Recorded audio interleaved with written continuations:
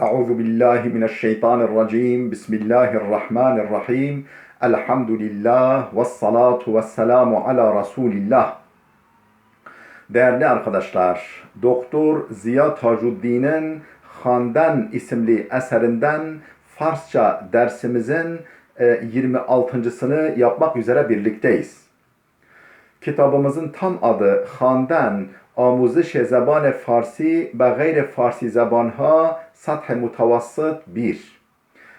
Okuma kitabı Fars dilli olmayanlara Farsçayı öğretmek için orta seviye 1. Bunun birinci seviyesini, giriş seviyesini daha önce bitirmiştik 30 ders halinde. Bu kitabımızda 30 derstir. Şu anda 26. dersi okuyacağız inşallah. Sayfa 58'deyiz. Kitabımızın 58. sayfasındayız. Derse bistu şeşum. Derse bistu şeşum 26. ders. Haber az ayende. Gelecekten haber verme. Ayende gelecek zaman. Haber az ayende gelecekten haber. Yusuf bağı kuçeki daşt. Yusuf'un küçük bir bağı var. Yusuf isimli şahsın küçük bir bağı var. Bahçesi var yani. Gahi be bağ miraf zaman zaman bahçesine gidiyor ve direktara ab midad ve ağaçlara su veriyordu. Yani ve ağaçları suluyordu. Ruzi Yusuf be bağ raft. Bir gün Yusuf bağa gitti, bahçeye gitti ve ruye şahe direkti nişest ve bir ağacın dalının üzerine oturdu. Ağaca çıktı ve o ağacın dalının üstüne oturdu. O mihast şahara beburet. O istiyordu ki dalı kessin. Dalı kesmek istiyordu. Ama erre der intihai bihe şaha guzashte bud.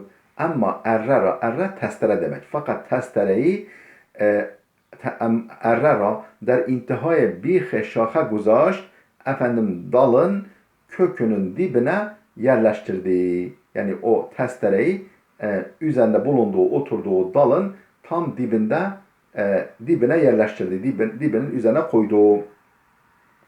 Der in hengam o sırada merdi az khiyaban miguzeşt. O arada yoldan bir adam geçiyordu. O anda oradan bir adam geçiyordu. İstat böyle ayakta dikildi o adam ve gov dedi ki, yani biraz bekledi ve dedi ki, Aka bebakşid, beyefendi kusura bakma, eğer şahara be hemin surat beburid, eğer dalı bu suretle bu şekilde kesersen be zemin mi uftid, yere düşersin. Yani bindiğin dalı kesiyorsun. Nasrettin Hoca hikayesinde olduğu gibi. Yusuf der cevap mert harfi nezat. Yusuf adama cevap için hiç konuşmadı, hiç cevap vermedi. Ba hudeş goft. Kendi kendine dedi ki in mert çizi nemifehme. Bu adam bir şey anlamıyor. Bu adam bir şey bildiği yok.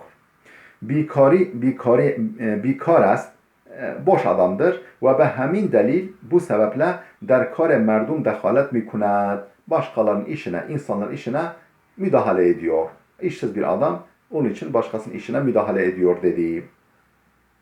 Ama nemidanet ki men çeqadr bahuş ve zerenk hestem. Fakat bilmiyor ki ben ne kadar zeki ve uyanığım, ne kadar uyanık ve zeki olduğumu bilmiyor. Yani benim işime burnunu sokuyor ama benim ne kadar akıllı ve zeki olduğumu bilmiyor dedi Yusuf kendi kendine. Mert be rah khud idame dad. Adam yoluna devam etti. Ba'd az müddeti bir süre sonra şaha kende şud ve Yusuf be zemin uftad. Şaha kende şud, dal kesildi ve Yusuf be zemin uftad ve Yusuf yere düştü ve feryat keşid ve feryat etti. Bağırdı. Hudaya, Allah'ım böyle bağırdı, feryat etti. An mert az ayende haber darat. Allah'ım o adamın gelecekten haberi var. Nereden bildi benim düşeceğimi? Sipes devan ve dumbale mert raft. Sonra hızlı çabuk adamın peşine düştü. Peşinden gitti. O mihast از مرد بپرسد ki چند سال ömür میکند. İstiyordu ki adama daha kaç yıl yaşayacağını sorsun. Madem ki geleceği biliyor, ben daha kaç yıl yaşayacağım. Bunu yani istiyordu ki bunu öğrensin adamdan. Efendim parçamız bitti. Alıştırmalara geldik. Derke matlap. Konuyu anlama. Parçayı kavrama. Kudam yek az cümlehay zir durust ve kudam yek nadurust است. Aşağıdaki cümlelerden hangisi doğru, hangisi doğru değil. Doğru olanın önüne D harfini, doğru olmayanın önüne N harfini, yani nadurust harfini yerleştireceğiz. Birinci cümlemiz Yeki az dostane Yusuf az kenare bah mi guzeşt. Yusuf'un dostlarından birisi bağın kenarından geçiyordu. Hayır, dostu değildi. Tanımadığı birisi. O zaman nadurust diyeceğiz. İkinci cümlemiz Yusuf iptida tasavvur kert ki an mert bisyar bahuş است. Yusuf başlangıçta düşündü ki o adam çok akıllıdır, çok uyanıktır. Hayır, başlangıçta yani fuzuli bir adam. Başkasının işine burnunu sokan bir adam diye düşündü. Başlangıçta öyle. O zaman cümlemiz nadurust diyeceğiz. Nun yerleştireceğiz. Üçüncü cümlemiz Yusuf derehtara az bih burit. Yusuf ağacı dibinden kesti. Hayır, dalı kesti. Dördüncü cümle an mert az ayende haberdaş. O adamın gelecekten haberi vardı. Hayır, haberi yoktu. Zaten belliydi. Görünen köy kılavuz istemiyordu. Düşeceği belliydi hocanın, Yusuf'un daha doğrusu. Beşinci cümlemiz Yusuf mihast bedanet ki an mert çend sale است. Yusuf istiyordu ki bedanet bilsin ki an mert çend sale است. O adam kaç yaşında? Adamın kaç yaşında olduğunu bilmek istiyordu. Hayır, öyle bir durum yok. Yani bu nasıl geleceği biliyor. Benim ne zaman öleceğimi bana söylesin diyordu. Altıncı cümlemiz Yusuf ez direkt bala raft. Yusuf ağaca tırmandı. Hayır, Yusuf ağaçtan düştü. Yani burada ağaca tırmandığı belirtilmiyor. Zaten çıkmış dağlar daha önce. Efendim geldik B şıkkına alıştırmamızın düstur, kaide, kural, devre kelime-i münasip hat bikişit. Dure kelime-i münasip hat bikişit. Efendim uygun kelimenin etrafını çizin. Böyle daire içine alın. Cümleye göre şimdi yapıyoruz. Çend sal است ki inca zindagi mikuni. Çend sal است ki kaç yıldır ki efendim siz burada yaşıyorsunuz. Burada yani kaç yıldır siz burada yaşıyorsunuz. O zaman kaç sal است olmaz. Çend sal است. Yani kaç yıl, ne kadar senedir değil de kaç senedir. Kaç, kadar, ne kadar. O zaman çend diyeceğiz. Öbürünü çizeceğiz. Yani çendin etrafını çevireceğiz. İkinci cümlemiz ta bağı şuma kadar fasıle است. Yani buradan bahçenize ne kadar mesafe var? Ta bağı şuma, ta bağınıza kadar kadar, ne kadar fasıle است. Yani mesafe var, fasıle var. Kadar. Doğrusu kadırdır. Üçüncü cümlemiz her sal çend bar sefer mikuni. Her yıl kaç kez yolculuk yapıyorsun? Her yıl kaç kez yolculuk yapıyorsun? Çend bar, çend olacak. Kadar olmaz.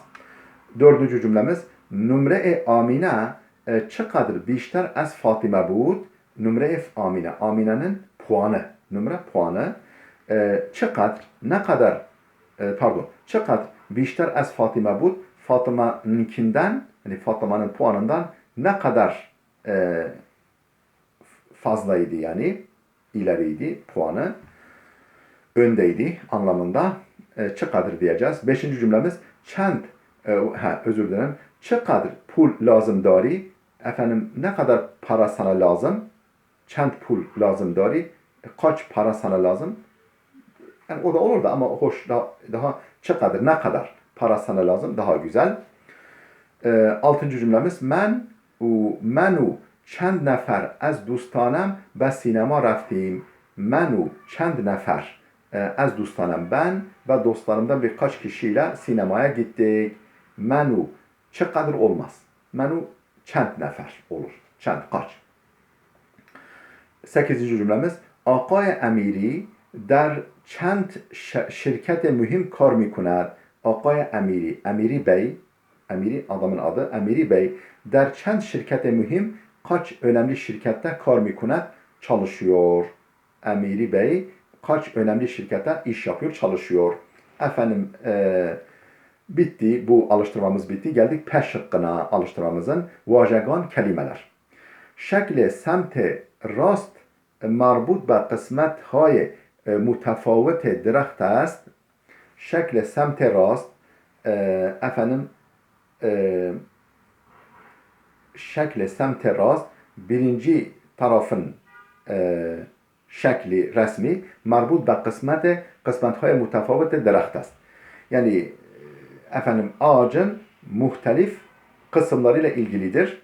Ağacın değişik kısımlarıyla ilgilidir. Şekilhay semte çap, efendim soldaki resimler ise marbut به وسیله‌هایی است ki از çub درخت ساخته می شود. Yani ağacın kerestesinden yapılan araç gereçlerdir.